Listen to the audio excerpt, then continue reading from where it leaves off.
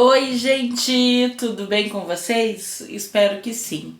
Bom, eu sou a professora Ana Paula Mendorfer, professora de Filosofia e Lógica, e estou no momento dando aula para o EAD da UFPEL, Licenciatura em Filosofia, a graduação em Licenciatura em Filosofia do sistema UAB. Então, gente, hoje é a nossa sétima aula, onde eu vou falar sobre o primeiro Wittgenstein e a sua influência no Círculo de Viena, que inclusive eu falei sobre o Círculo de Viena na sexta aula, certo?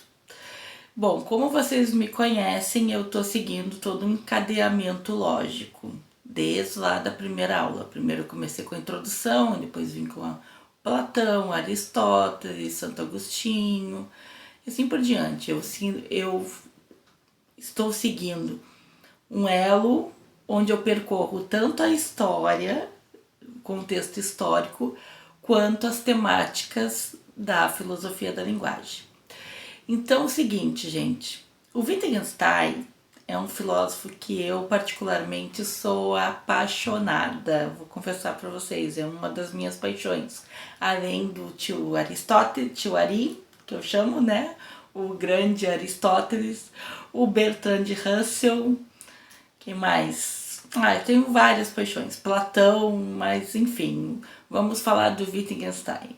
Wittgenstein é um austríaco que nasceu no dia 26 de abril, curiosamente, no mesmo dia que eu nasci, mas no ano de 1889, século XIX. E infelizmente faleceu em 29 de abril de 1951. Enfim, Wittgenstein, gente, ou Ludwig Wittgenstein, ele era um filósofo, uma pessoa bastante triste, bastante deprimido.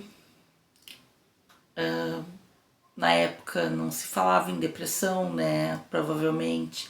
Na época não se sabia o que se sabe hoje.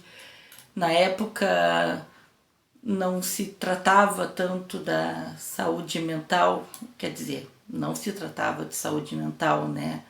As pessoas, parecia que só existia duas categorias, ou você era louco ou você não era. Era dito normal. E aí eu pergunto para vocês, quem é normal? Na verdade, Wittgenstein, ele muito provavelmente tinha algum distúrbio psíquico e não diagnosticado. Ele fez de tudo para morrer. Isso é muito triste, né? Aproveitando na realidade que a gente está no mês de setembro, mês de prevenção ao suicídio, eu tenho que falar sobre isso. O Wittgenstein, ele fez de tudo para morrer, gente. Ele se alistou na Primeira Guerra Mundial e saiu com honrarias, porque simplesmente ele se colocava como na primeira linha do campo de batalha, nos campos de batalha, sempre, sempre. E todas as feridas que ele conseguiu, né, feridas físicas que eu quero dizer, mas provavelmente não só físicas, né, ele ainda ganhou honrarias e ganhou medalhas. Ele era de uma família bastante abastada, mas não quis o dinheiro dele, né? Tanto que ele distribuiu a herança que ele tinha. Ele foi professor, dizem as más línguas e as boas línguas que ele não foi um bom professor, diga-se de passagem, tanto que ele gritava com as crianças. Até que ponto isso é correto? Eu não sei. É dito também que Wittgenstein chegou a estudar com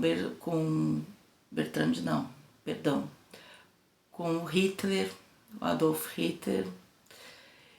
Enfim, há várias coisas que eu poderia falar sobre Wittgenstein, mas eu gostaria muito de frisar o momento que a gente está, principalmente pela tragédia que nós tivemos aqui na minha cidade de Rio Grande, na FURG, na Federal de Rio Grande, Universidade Federal.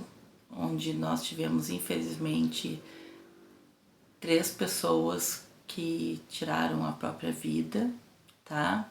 Então eu gostaria de deixar registrado aqui o quanto isso me abalou, não só a mim, não só a cidade inteira, a comunidade acadêmica, como todo mundo, eu acho. Todo mundo que ficou sabendo ficou abalado. E aí eu gostaria de fazer esse registro. Mas voltando pro Wittgenstein, gente, ele fez de tudo pra morrer, né? E aí, voltando àquela história que ele foi para a Primeira Guerra Mundial, e aí ele ganhou honrarias, então ele saiu cheio de medalhas. Aí o que costumam falar é que ele escreveu o livro dele, o Tratados, foi o único que ele conseguiu publicar em vida. Ó, Tratados Lógicos Filosóficos. O meu tá bem maltratadinho, no sentido de estar todo marcadinho, ó, para vocês verem como eu sou apaixonada por Wittgenstein, não só eu, né? E aí o Tratados ele foi publicado em 1921. Aí a gente só faz as contas, assim, ó.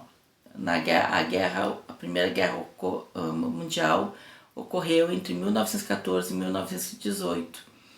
3 anos depois que ele saiu da guerra, ele conseguiu publicar. Mas o que se fala é que ele escreveu em formas de aforismos o livro, que são frases curtas, né, como vocês bem sabem, porque a todo momento que ele conseguia uma brechinha, ele ia lá e escrevia um pouco. Essa sua primeira fase, que é chamada da teoria pictórica da linguagem, tem a ver com o fato de que ele achava, que ele acreditava que a linguagem, que a lógica, vamos dizer assim, poderia traduzir o mundo por meio da linguagem. Como assim, professora Ana Paula? Bom, é como se a lógica espelhasse a linguagem. Dizem que ele começou a fazer essa teoria quando ele presenciou um acidente de trânsito, se eu não me engano. E ao presenciar aquele acidente de trânsito, ele pensou que aquilo, que ele poderia descrever, esse é um papel científico na realidade, né? Exatamente o que aconteceu a partir daquele acidente. Então ele pensou que a linguagem ela poderia traduzir o mundo nesse sentido por meio da lógica. E aí que vinha todo aquele pensamento dele que as proposições metafísicas eram absurdas e sem sentido.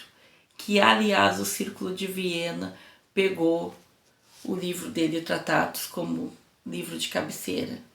Só que, curiosamente, nenhum dos membros, ao que se sabe, do Círculo de Viena o convidou para participar de nenhuma reunião.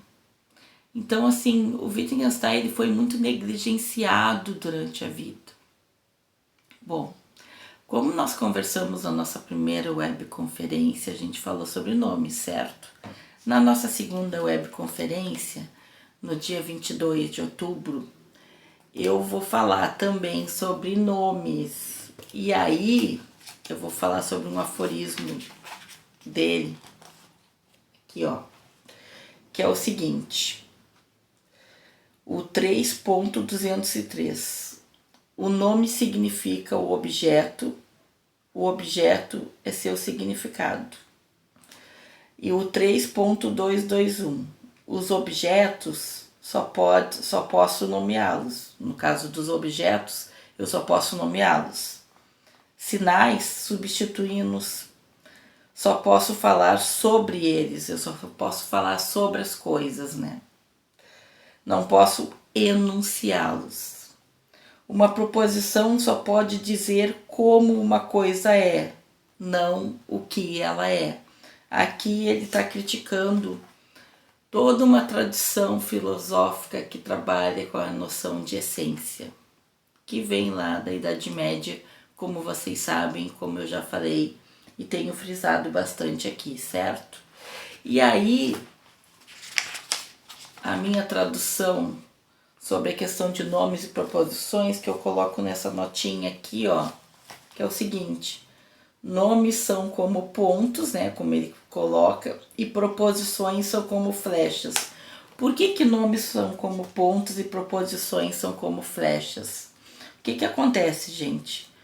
Nomes nomeiam, designam, objetos. Proposições são como flechas porque descrevem os eventos.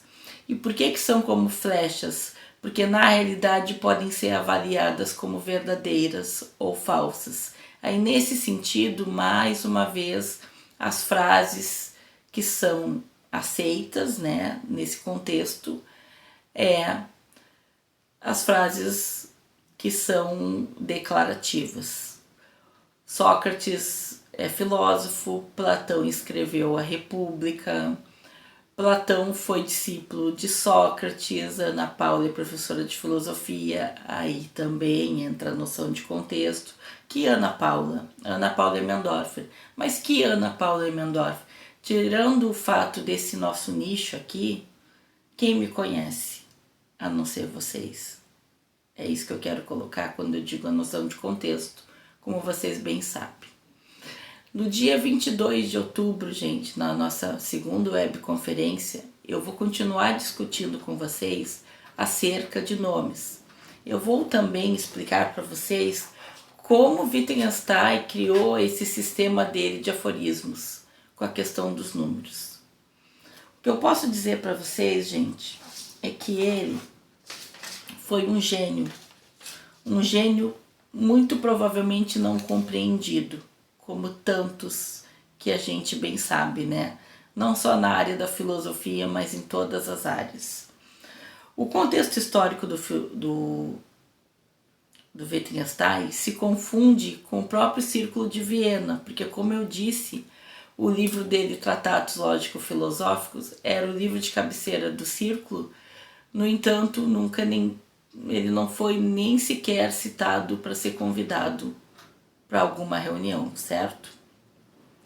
E aí, os aforismos eu vou explicar, e a questão do significado é como eu coloquei para vocês. Os nomes, eles têm a função de fazer referência aos objetos, e objeto no sentido mais geral do termo, tanto pessoas, seres humanos, quanto objetos concretos, quanto objetos abstratos, como os números, por exemplo, e assim por diante.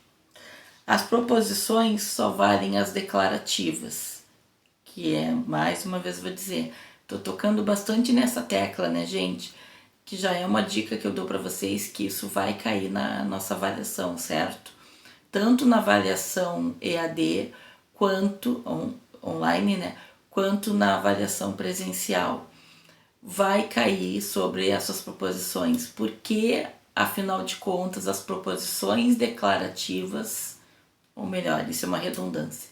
Por que as proposições são tão importantes nesse universo da filosofia analítica da linguagem? Um questionamento para vocês, que talvez vocês me respondam ou na prova ou na webconferência. Brincadeirinha. Vamos falar na webconferência. O que mais que eu tenho aqui para vocês? Outra indicação, esse livro aqui, ó. Wittgenstein, do Grayling. O Grayling é um especialista, um filósofo britânico, que na realidade nasceu em 3 de abril de 1949. Todos em abril nasceram. Não tem nada a ver com astrologia, não é isso que eu quis dizer. Mas enfim. E aí ele escreveu esse livro, ó. Aí ele fala aqui: Ludwig Wittgenstein, 1889 a 1951, é um filósofo extraordinário, cuja influência sobre o pensamento do século XX vai além dos limites da filosofia como tal. Neste livro, cujo propósito é tornar acessível o pensamento de Wittgenstein ao público não especializado, O Grayling explica a natureza, o impacto e a originalidade das afirmações fundamentais de Wittgenstein. Seu trabalho pode ser apresentado como uma introdução lúcida e confiável. Por isso que eu gosto tanto. Ele escreve tanto o primeiro Wittgenstein quanto o segundo, que aliás eu vou usar ele na próxima aula também para falar com vocês sobre, certo? Bom, gente, uma das coisas que ele coloca aqui na filosofia do primeiro Wittgenstein é o seguinte: objetivos e plano de fundo, e plano de fundo. O objetivo de Wittgenstein no Tratados é declarado em seu prefácio. Consiste em mostrar que os problemas de filosofia podem ser solucionados quando se chega a uma compreensão adequada de como a linguagem funciona. Vejam aqui que mais uma vez tem a noção de função. Como a linguagem funciona. Como a linguagem funciona, afinal de contas? Ele formula isso dizendo que solucionaremos os problemas de filosofia quando entendermos a lógica da nossa linguagem. Por isso que eu falo para vocês que ele tem tudo a ver com o Círculo de Viena, porque era justamente essa a proposta dos filósofos do Círculo.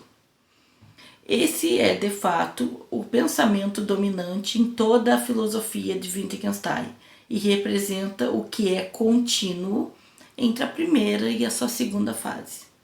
No entanto, como veremos, as visões de Wittgenstein sobre a lógica da linguagem diferem consideravelmente nessas duas fases, com a segunda tendo por base a rejeição de alguns dos temas mais centrais da primeira. Há duas observações a fazer quanto ao objetivo de Wittgenstein, tal como foi exposto. Seu intuito é solucionar os problemas de filosofia, o que ele pretende fazer mostrando como funciona a linguagem e por que uma compreensão da linguagem deveria solucionar os problemas da filosofia. É o que o Tratados propõe ao dizer que quer demonstrar, ou seja, o Tratados quer provar. E isso significa que o Tratados do Wittgenstein, na realidade, quer ser um livro científico. E é aí que entra toda aquela discussão que eu falei para vocês na última aula, que o Círculo de Viena, os filósofos cientistas do Círculo de Viena gostariam de transformar a filosofia em ciência. Bom, gente, por hoje é isso, então. Espero que vocês tenham gostado do Wittgenstein, dessa sua primeira fase. Me desculpem qualquer coisa. Isso eu sempre vejo nos influencers. Qualquer influencer fala isso, né? Quando a gente fala como que eu vou colocar para vocês, com palavras que têm um poder aquisitivo mais baixo, que é o meu caso, não sei.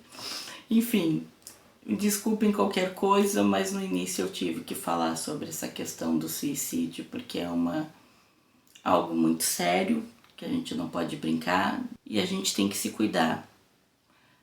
Aí a última coisa que eu gostaria de dizer para vocês sobre esse assunto é o seguinte: quem tiver qualquer tipo de problema, procurem ajuda.